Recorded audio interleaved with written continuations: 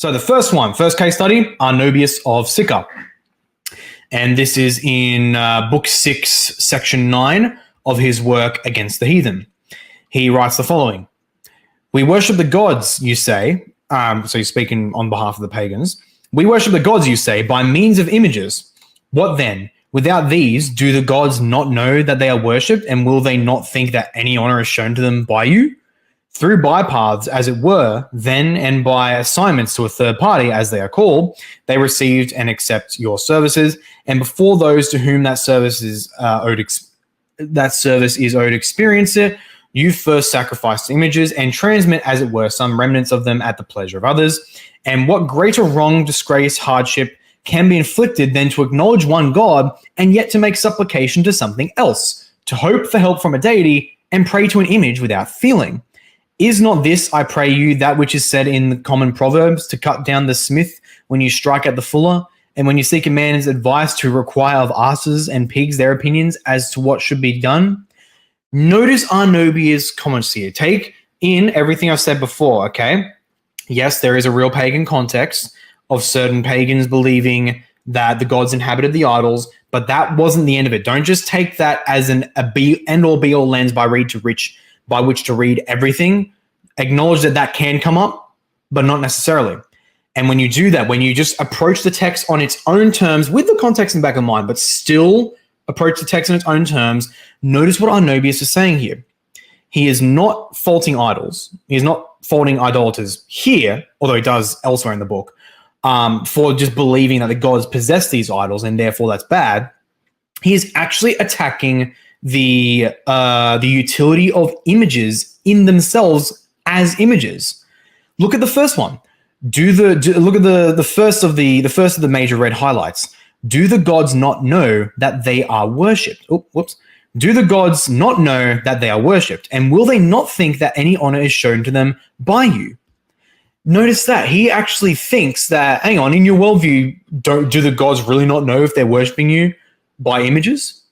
That's something one, if someone wanted to, could say against Iconodules, and Iconodules would object to that sentiment. So that's actually a key thing here. He's actually attacking the utility of images because pagans also believe the gods can see things, and Arnobius is like, but if the gods don't the gods know things are happening without images? So why are you using images? And a similar argument is actually given by Lactantia. So we'll get there though. And at the end, so notice he's also acknowledging that the pagans do, and all of the quotes I give here, all of the quotes I'm giving here of fathers do actually acknowledge, they give the pagan response that they actually do acknowledge a distinction between an image and the gods. So the fathers were very well aware that the pagans did not believe the images themselves were gods. They were in some way possessed by the gods, granted, they were governed over, but the images were not the gods themselves. And yet, the fathers don't care. They still impugn them by the mere fact that they are directing anything towards an image, even as a means of worship to the gods. So look at the last red highlight. To acknowledge one God and yet, what greater disgrace to acknowledge one God and yet make supplication to something else, to hope for help from a deity, and to pray to an image without feeling. That is the iconoclastic argument. That is the aniconist argument that Iconodules thoroughly reject. Arnobius, yes. Arnobius is like, yes, granted, you guys think that images are just a means and the gods are separate, they're in heaven. Doesn't matter. You are still directing prayer to a dead thing. It is the mere act itself, according to Arnobius, of directing one's supplications to a dead thing that is Arnobius, even if only mediatorially, as per Iconodulia. That's the absurdity that he finds there. And even look at the example he actually uses to seek a man's advice and yet require of asses and pigs their opinions as to what should be done. So Arnobius actually he is actually denying the Iconodulic principle of honor passing, honor or supplication or communication, passing through an image that represents a divine figure to the divine figure. He is actually denying that as an absurdity. And that's a direct violation of Iconodulia. The fact that the pagans believed that gods possessed the images and that Iconodules believe this, irrelevant.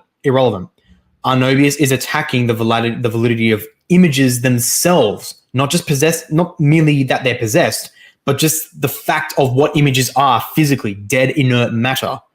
He is attacking that in itself, which is thoroughly denied by Iconodulia.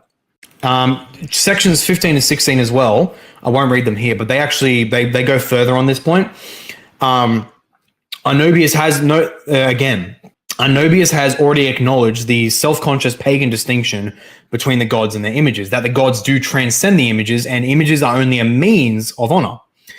He doesn't care about that, and he still mocks the act of physically directed worship, of worship that's physically directed towards the image that is dead. And this is something that thus Arnobius, if he was consistent, would throw against Iconodules. Now, again, none of this here is saying whether the father is right or not, whether he's totally consistent in his logic or not. It's simply demonstrating the fact that he is saying something, and that consistently applied would be denying Iconodulia. So the Iconodules, your problem's not with me, your problem's with Arnobius. That's the first example. Book 6, Arnobius against the heathen, book 6, chapter 9.